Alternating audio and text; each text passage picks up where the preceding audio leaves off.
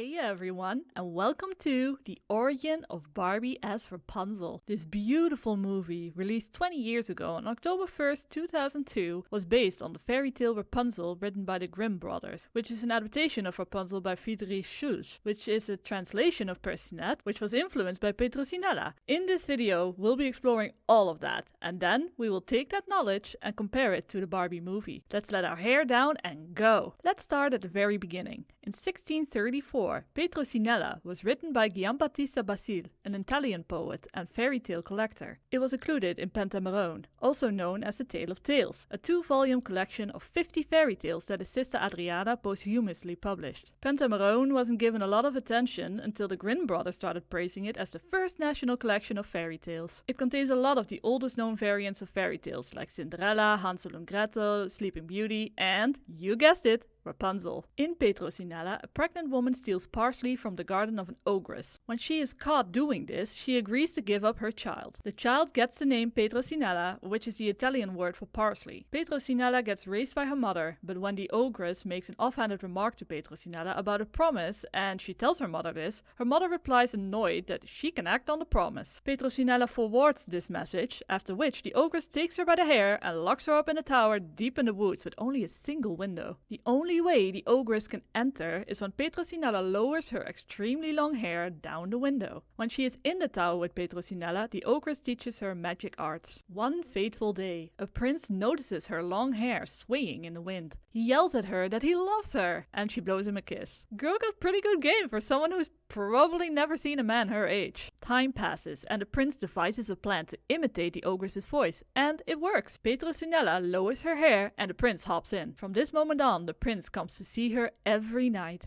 A neighbor catches wind of this and informs the ogress. Petrosinella catches wind of that and plots an escape with the prince. She steals 3 magic gallnuts and then climbs out of the tower via a rope ladder. The ogress chases the couple, during which Petrosinella throws the 3 gallnuts behind her. The first one turns into a dog. The ogress defeats it by feeding it a loaf of bread. The second turns into a lion. The ogress defeats it by feeding it a donkey. She keeps the skin though and starts wearing it as a coat. The third gallnut turns into a wolf. The ogress gets eaten by the wolf because she was wearing the donkey skin. With this, the ogress is defeated and Petrosinella marries her prince. Seems like a typical fairy tale in my opinion. Nothing too strange happening, but hold on to your hair, it's about to get weird. Persinette is a French fairy tale written in 1698 by Charlotte Rose de Command de la Force. It was inspired by Petrosinella, the story of which we just discussed. It got translated by German author Friedrich Schulz in 1790 under the name Rapunzel. This translation is the one the Grimm brothers used for their own version of the Rapunzel tale, thinking that they were preserving a classic German tale. Let's see what Persinette is all about. A wife and a husband live next to a fairy who owns a garden that includes parsley. Fun fact, Persinette translates to parsley. The wife has a major pregnancy craving for parsley. Since it's pretty hard to get it anywhere else, the husband steals some from the garden. When the wife has devoured all the parsley, she still craves more. So the husband goes into the garden again. This time though, the fairy catches him. He desperately starts explaining the situation and begs her to forgive him. In turn, she tells him to take as much parsley as he wants. The only thing she wants in return is the child. He agrees and takes the parsley. This might seem strange to you, because it sure did to me, but back in those days, pregnancy cravings were viewed as a life or death situation. To the husband, this choice was basically between his wife's life or the child's. At birth, the fairy gives the child the name Persinette, bestows her with great beauty, and takes her home. Throughout the years, the fairy starts to worry more and more about Persinette's safety. So when Persinette is 12 years old, the fairy does what any sensible mother would do. Put her in a silver tower in the middle of a forest. Persinette does live in great wealth there, and the fairy comes over often by climbing Persinette's long golden hair. One fateful day, a prince hears her singing. When Persinette sees him, she is frightened, as she's literally never seen a man before in her life. The prince starts researching her, and as a result, he hears how the fairy asks Persinette to lower her hair so she can climb it and visit her. He immediately uses this to his advantage. That same night, he imitates the fairy's voice and asks Persinette to lower her hair. Thinking nothing of it, she does as she's told. He hops in, woos her straight away, and they marry that same hour. He sure knows how to make good, thought out decisions, huh? They begin meeting every night, and Persinette gets pregnant. The sad part about it though is that Persinette does not know what being pregnant is. The prince does know, of course, but doesn't want to upset her, so he doesn't tell her. Great marriage right there. Being pregnant means growing bigger. Since Persinette does not understand what's happening to her, she asks the fairy why her clothes seem to get tighter and tighter all the time. The fairy's alarm bells start ringing big time, and she becomes livid. She cuts off Persinette's hair and puts her in another living space, this time a hut on the beach. She abandons her there. But don't worry, the hut is stocked with food that magically replenishes itself. How nice. It's here that Persinette gives birth to a twin boy and girl. In the meantime, the fairy goes back into the tower, and let's not question how she does that, mimics Persinette's song and lowers her cut off hair. The plan that worked for the prince now works against him. The prince climbs his way to the window. There, the fairy confronts him and tells him Persinette is no longer his, and then she flings him off the tower. He miraculously doesn't die, but he does get blinded because he landed in briar thorns. Ouch. Years pass in which the prince wanders through the wilderness, only to suddenly hear Persinette sing. He somehow ended up in the woods where Persinette lives with her twin children. The twin boy and girl recognize their dad, for some reason, and Persinette cries tears of joy. Remember kids, tears are magical. The tears restore the prince's sight. This is not the end of the story yet, since the fairy is still bloody angry. She turns their food into stones, she fills the well with venomous snakes, and unleashes fire-breathing dragons onto the family of 4. They realize they're most certainly going to die, but they remain happy being reunited. Their true love for each other is witnessed by the fairy, who decides to forgive them. She loads them all into a golden chariot and transports them to the castle where the king and the queen welcome their lost son and his family. As you can tell, the stories of Petrosinella and Persinette are very similar, but not the same. Persinette definitely has a more and they lived happily ever after kind of vibe. As I said, Persinette got translated to German, but since it's literally a translation, I won't go over it. The translation is where the name Rapunzel came from, and the Grimm brothers long believed this to be the starting point of the fairy tale. Let's take a deeper look at these brothers. The Gebroeder Grimm, Jacob and Wilhelm, published Rapunzel in 1812 as part of their Kinder- und Hausmärchen, which translates to children's and household tales, but it is also known as Grimm's fairy tales. The first volume of the first edition of this collection contained 86 stories, one of which was Rapunzel. In the Grimm's fairy tale, basically all the plot points from Persinette remain. Some of the difference I made note of are: first, in Rapunzel, the antagonist is a sorceress instead of a fairy. She remains unnamed until the 7th edition of Children and Household Tales, released in 1857, in which she gets a name, Frau Gothel, or in English, Dame Gothel. Gothel means grandmother in German. She doesn't appear to have powers of her own, but seems more like a medicine woman. Second, the wife longs not for parsley, but for Rapunzel, hence the name. Third, this might not be a strict difference, but in the Grimm story it is specified that the tower consists of a single room with a single window. No stairs, no doors. Fourth, the newlyweds actually think of a plan for Rapunzel to escape. Every night the prince visits her. He brings with him a piece of silk. The plan is for Rapunzel to weave these pieces of silk into a ladder. Sadly, this doesn't come to fruition. Fifth, in the 1812 version of Rapunzel, she makes the same mistake as Persinette. She gives away her pregnancy by asking the sorceress why her clothes are getting tighter. In the 1857 version, Rapunzel asks Frau Gothel why it is easier to lift the prince into the tower than her. This change was made to make the story more child-friendly. Sixth, the prince from Rapunzel leaps himself off of the tower in grief, instead of the fairy pushing him. Seventh, in Persinette, the fairy leads the family to the prince's castle in a golden chariot. In Rapunzel, the prince takes her and the kids there himself. Aside from these 7 mentioned differences, the stories of Persinette and Rapunzel are virtually indistinguishable. And with that, you now know the origins of Barbie as Rapunzel. Thanks for watching. Wait, no. It would be a crime to have a video titled The Origins of Barbie as Rapunzel and then not even talk about this fantastic movie itself. If you haven't seen it yet, that's an even bigger crime. I mean, come on. It has objectively the best score and the best dress. Man, how I desperately wanted that dress as a kid. Anyway, let's discuss this movie and compare it to the origin we just learned. So, truth be told, this movie diverges from its origin a lot. Like, a lot. There's a big overall theme of painting, which is nowhere to be found in any of the previous iterations. At face value, the only thing that makes you recognize that this is indeed a movie about Rapunzel is the hair. But if you dig a little deeper, there are some points that are definitely derived from its fairy tale origins that you might not spot immediately. Let me be the Rapunzel tears to your blind prince eyes and make you see some similarities, differences, and just some random fun facts about Barbie as Rapunzel. Ready, Freddy. Oh boy.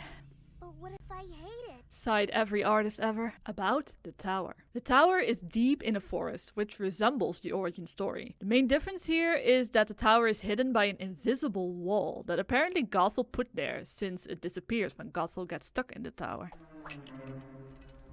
What is that spoon made out of? Lead? After Gothel transforms the tower, it becomes the one room, one window tower that the Grimms talked about. Gothel doesn't get into the tower via Rapunzel's hair, but via the mighty dragon Hugo. She also doesn't call out to Rapunzel to let her hair down, like previous Gothels do. This might have something to do with the fact that Rapunzel's hair is nowhere near long enough to reach the ground outside the tower. But it would have been long enough to help that princess out of the hole. This is literally the perfect moment to let your hair down, to let her come up. Rapunzel, please. About Rapunzel. It would have been neat if this movie provided a reason for Rapunzel's name. In previous versions of Rapunzel, the antagonist always named her, and it was always because of the herb that the wife craved. Here, Rapunzel gets named by her parents at birth, since she didn't get taken away immediately, but as to the reason why that name in particular was chosen, none is given. Rapunzel is very innocent and unknowing since she's been sheltered for almost her entire life. This lines up. She was talking to,